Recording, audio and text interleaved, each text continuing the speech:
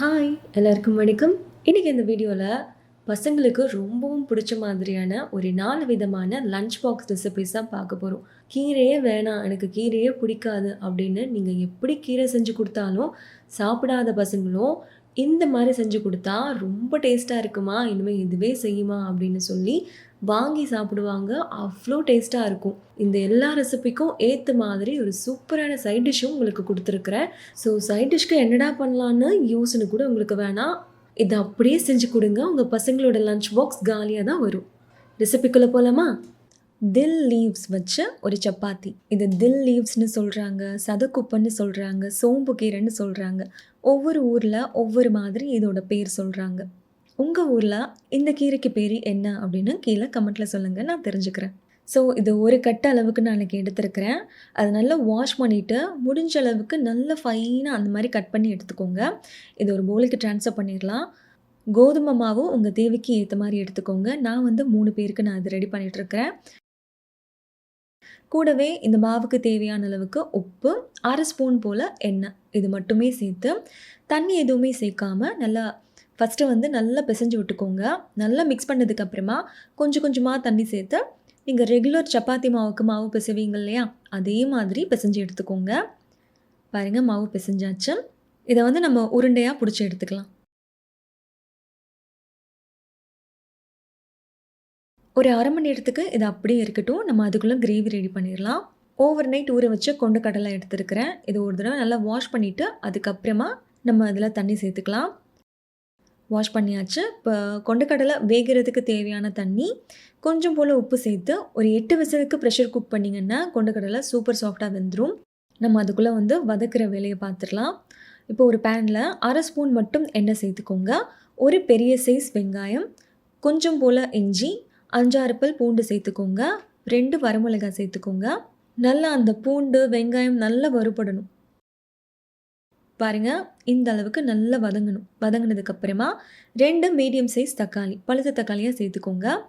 சேர்த்துட்டு கூடவே 4-5 போல் முந்திரி பருப்பு சேர்த்துக்கோங்க. நம்ம சேர்த்த அந்த எண்ணெய் கண்டிப்பாக பத்தாது இல்லையா, அது வதக்கிறதுக்கு 1/2 கிளாஸ் அளவுக்கு மட்டும் தண்ணி சேர்த்துக்கோங்க. தண்ணி சேர்த்து அந்த தண்ணி நல்லா எவாப்ரேட் ஆகணும். அந்த வெங்காயம் தக்காளியும் நல்லா வெந்துடும். பாருங்கள், நல்லா எவாப்ரேட் ஆகிடுச்சு. நம்மளோட வெங்காயம் தக்காளியும் நல்லா வெந்துருச்சு. இப்போ இது ஒரு மிக்ஸி ஜாருக்கு ட்ரான்ஸ்ஃபர் பண்ணிடலாம். இது நல்லா ஆறுனதுக்கப்புறமா ஃபைன் பேஸ்ட்டாக அரைச்சி எடுத்துகிட்டு வந்துடுங்க. இப்போ அதே பேனில் 1 ஸ்பூன் எண்ணெய் சேர்த்துக்கோங்க. 1/4 ஸ்பூன் மஞ்சள் தூள், 1 ஸ்பூன் மிளகாய் தூள் சேர்த்துக்கோங்க. நீங்கள் உங்கள் காரத்துக்கு ஏற்ற மாதிரி சேர்த்துக்கோங்க. மல்லித்தூள் 1 ஸ்பூன் சேர்த்துக்கோங்க. கரம் மசாலா 1/2 ஸ்பூன் சேர்த்துக்கோங்க. இந்த மசாலாவுக்கு தேவையான உப்பு, 2 பச்சை மிளகாய், கொஞ்சம் போல் கருவேப்பிலை சேர்த்துக்கோங்க. லோ ஃப்ளேமில் வச்சுட்டு தான் பண்ணணும், இல்லைன்னா மசாலா கரிஞ்சு போயிடும். டக்குன்னு எல்லாத்தையும் போட்டுருங்க. இப்போ நம்ம மிக்சியில் அரைச்சோம் இல்லையா, அந்த வெங்காயம் தக்காளி பேஸ்ட் அதையும் இதில் சேர்த்துட்டு கொஞ்சம் போல் மிக்சியில் தண்ணி சேர்த்து ஒரு சுற்றி அந்த தண்ணியுமே இதில் சேர்த்துக்கோங்க. இப்போ லோ ஃப்ளேமில் விட்டு நல்லா இந்த மாதிரி கிண்டு விட்டுக்கோங்க. நல்லா மிக்ஸ் பண்ணதுக்கப்புறமா நம்ம 8 விசிலுக்கு ப்ரெஷர் குக் பண்ணோம் இல்லையா, அந்த கொண்டக்கடலை அந்த தண்ணியோடவே இதில் அப்படியே சேர்த்துக்கோங்க. பாருங்கள், கொண்டக்கடலை நல்லா வெந்து வந்திருக்கு. நான் உங்களுக்கு காமிக்கிறேன். பார்த்தீங்களா, அவ்வளோ சாஃப்டாக வந்திருக்குன்னு. கரெக்டாக 8 விசிலுக்கு விடுங்க, நல்லா சாஃப்டாக வந்துடும். நல்லா கெட்டி ஆகணும். அந்த அளவுக்கு நம்ம குக் பண்ணால் கரெக்டாக இருக்கும். பாருங்கள், இந்த அளவுக்கு நல்லா கெட்டி ஆகணும். அவ்வளோதான், நம்மளோட கிரேவி சூப்பராக ரெடி ஆகிடுச்சு. கிரேவி குக் ஆகிற நேரத்தில் நம்ம சப்பாத்தியும் போட்டு முடிச்சிடலாம். கிரேவி ரெடி பண்ணுறதுக்குள்ளே மாவு நல்லா ஊறி இருக்கும் இல்லையா, ஒரு உருண்டையை எடுத்து நான் சப்பாத்தி மாவில் நல்லா டஸ்ட் பண்ணி எடுத்துக்கிறேன். உங்களுக்கு மாவு உருட்ட வரல அப்படின்னா கொஞ்சம் சப்பாத்தி மாவு மேலாப்பில் தூவிட்டு அதுக்கப்புறம் இந்த மாதிரி ரவுண்ட் ஷேப்புக்கு உருட்டி எடுத்துக்கோங்க. முடிஞ்ச அளவுக்கு கொஞ்சம் தின்னாக உருட்டி எடுத்துக்கோங்க. பாருங்கள், எக்ஸஸாக இருக்கிற அந்த மாவு ஒட்டாமல் இருக்கிறதுக்காக லைட்டாக அப்படி இப்படி திருப்பி போட்டுக்கோங்க. உங்கள் கையிலே இந்த மாதிரி நல்லா திருப்பி போட்டுக்கோங்க. இப்போ ஒரு சூடான டவாவில் ஆயில் ஸ்ப்ரே பாட்டில் வச்சு நல்லா எண்ணெய் இந்த மாதிரி ஸ்ப்ரே பண்ணி விட்டுக்கோங்க. ஸ்ப்ரே பண்ணிவிட்டு மீடியம் ஃப்ளேமில் விட்டு நல்லா 2 பக்கமும் திருப்பி போட்டு குக் பண்ணிங்கன்னா நம்மளோட சப்பாத்தி சூப்பர் டேஸ்ட்டாக ரெடி ஆயிடும். எண்ணெய் தேவைப்பட்டால் லைட்டாக ஸ்ப்ரே பண்ணிக்கோங்க. இந்த சப்பாத்தி கூட இந்த கிரேவி வச்சு சாப்பிட்றதுக்கு அவ்வளோ அருமையாக இருந்துச்சு. டேஸ்ட் எப்படிலாம் இருக்கும் அப்படிலாம் யோசிக்காதீங்க. நீங்கள் யோசிக்காத அளவுக்கு அவ்வளோ டேஸ்ட்டாக இருந்துச்சு. கண்டிப்பாக நீங்களும் ட்ரை பண்ணி பாருங்கள். ட்ரை பண்ணி பார்த்துட்டு எப்படி இருந்துச்சுன்னு எனக்கு கமெண்ட்டில் சொல்லுங்கள். அடுத்த ரெசிபிக்கு போகலாமா?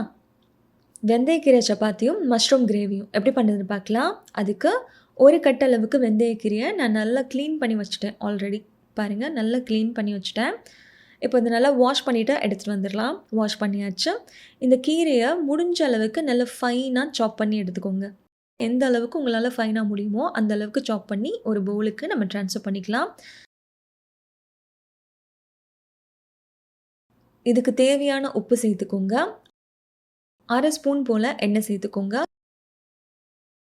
1/4 ஸ்பூன் மஞ்சள் தூள், 1/4 ஸ்பூன் ஜீரகத்தூள், கொஞ்சம் போல் பெருங்காயம், கோதுமை மாவு உங்கள் தேவைக்கு ஏற்ற மாதிரி சேர்த்துக்கோங்க.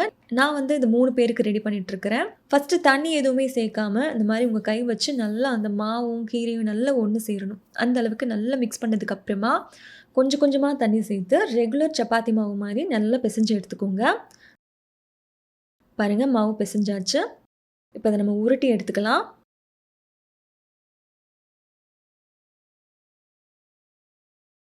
உருட்டியாச்சு. இது அப்படியே ஓரமாக இருக்கட்டும். நம்ம அதுக்குள்ளே கிரேவிக்கு ரெடி பண்ணிடலாம். இது அது வரைக்கும் ஊறட்டும். மஷ்ரூம் கிரேவின்னு சொன்னேன் இல்லையா, நான் ஒரு பேக்கெட் அதாவது 200 கிராம் அளவுக்கு மஷ்ரூம் எடுத்துருக்கிறேன். இதனால் வாஷ் பண்ணிவிட்டு வந்துடலாம்.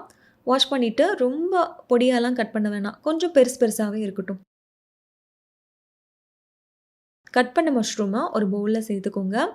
கூடவே இதுக்கு தேவையான உப்பு, மஞ்சள் தூள் 1/4 ஸ்பூன், ஜீரகத்தூள் 1/2 ஸ்பூன், மல்லித்தூள் 1 ஸ்பூன், மிளகாய்த்தூள் 1 ஸ்பூன், 1/2 ஸ்பூன் எண்ணெய், 2 ஸ்பூன் புளிக்காத தயிராக சேர்த்துக்கோங்க.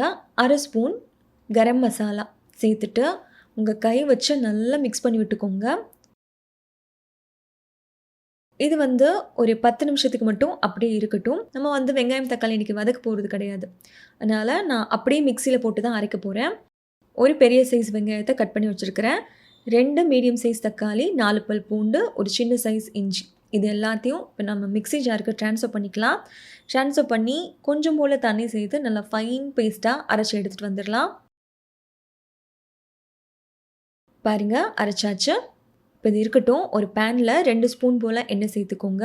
1/4 ஸ்பூன் ஜீரகம், 1/2 ஸ்பூன் சோம்பு, கொஞ்சம் போல் கருவேப்பிலை, 2 பச்சை மிளகா, 2 வரமிளகா, 3 கிராம்பு, 2 ஏலக்காய், 2 சின்ன துண்டு பட்டை சேர்த்துட்டு வதக்கி விட்டுக்கோங்க.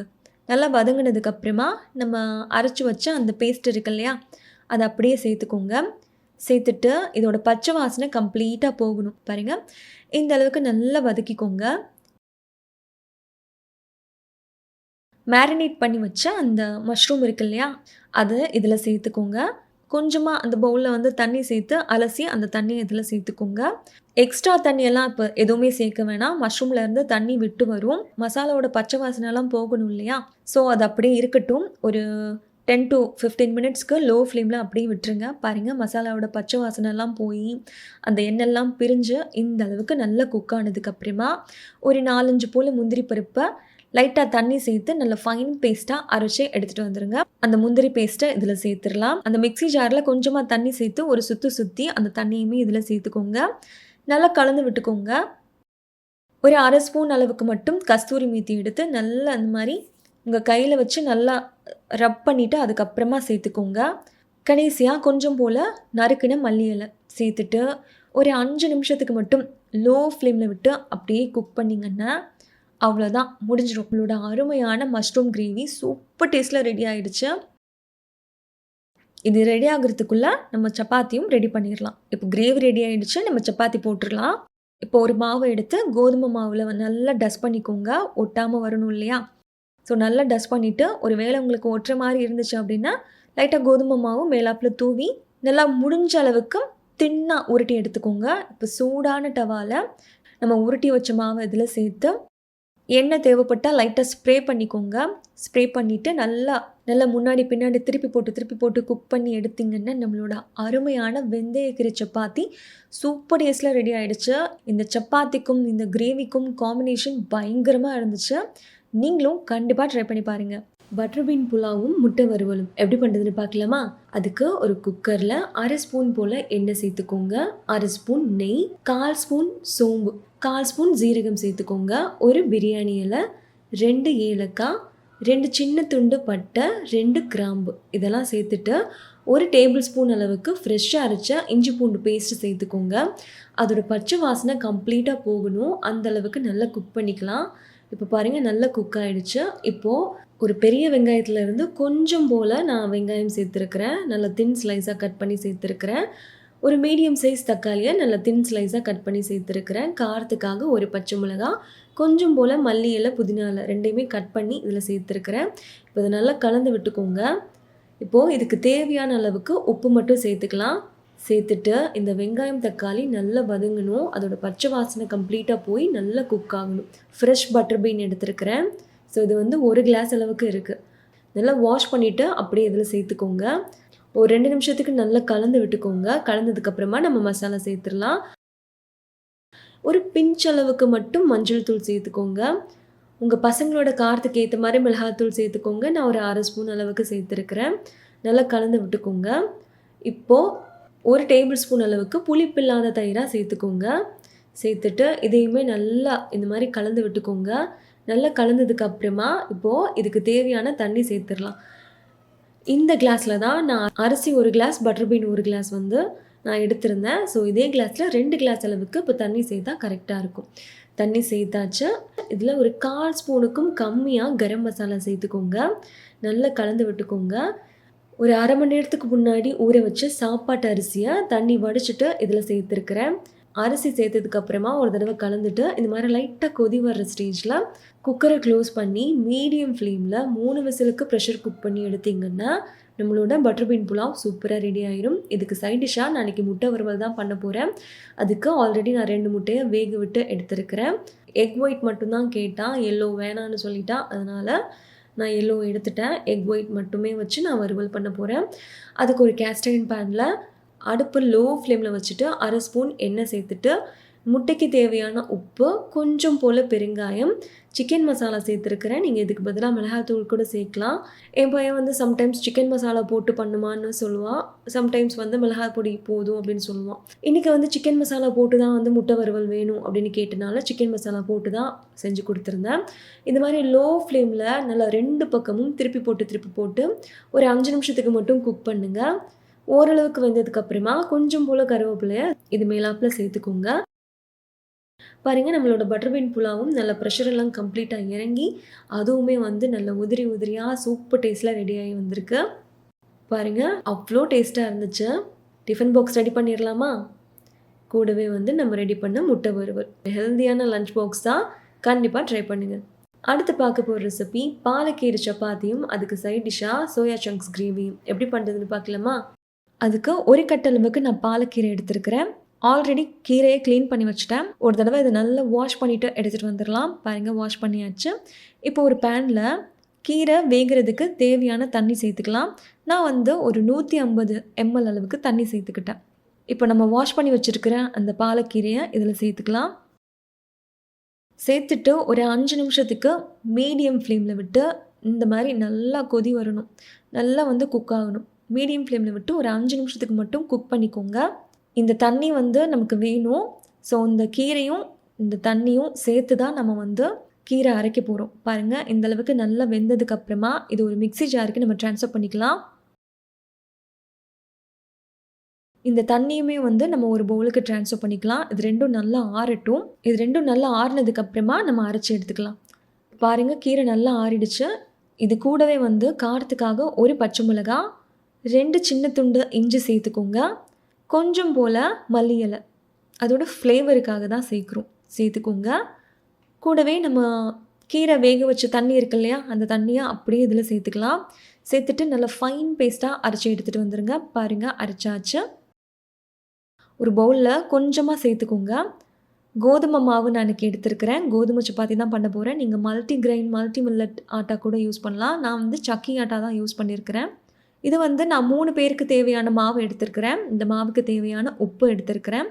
உங்களுக்கு எந்த அளவுக்கு மாவு வேணுமோ அந்த அளவுக்கு எடுத்துக்கோங்க. இப்போ நல்லா மிக்ஸ் பண்ணி விட்டுக்கோங்க.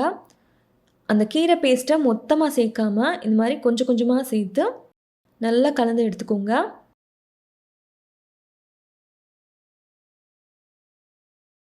பாருங்கள், நல்லா கலந்தாச்சு. இப்போ வந்து நம்ம மாவு உருட்டி எடுத்துக்கலாம். எல்லா மாவும் உருட்டியாச்சு. இது ஒரு 1/2 மணி நேரத்துக்கு அப்படியே இருக்கட்டும். நம்ம அதுக்குள்ளே வந்து கிரேவி ரெடி பண்ணிடலாம். அதுக்கு நான் 3 கை அளவுக்கு சோயா சங்க்ஸ் எடுத்துருக்கிறேன். இதில் வந்து நல்லா கொதிக்கிற தண்ணியை ஊற்றி ஒரு 10 நிமிஷத்துக்கு அப்படியே விட்டுருங்க.